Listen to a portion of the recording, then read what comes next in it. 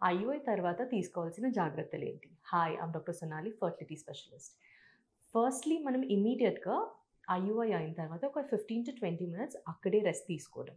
Next మీ doctor prescribe చేసిన మెడికేషన్స్‌ని strictly on time కరెక్ట్‌గా use చేయడం అనేది చాలా ఇంపార్టెంట్.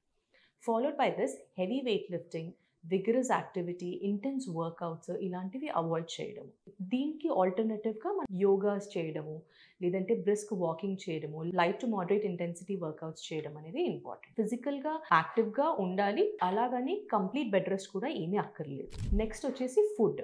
ఫుడ్ వైస్ మనము we are safe to eat everything, but the food should be rich in green leaf vegetables, whole grains, lot of protein rich food తీసుకోవడము.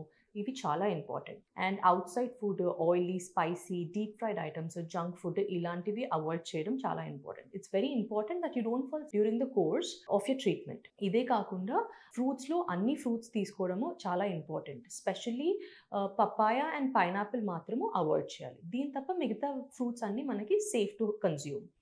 ఇదే కాకుండా నట్స్‌లో specially walnuts, almonds, cashews, పిస్టాషియోస్ ఇవి చాలా healthy foods.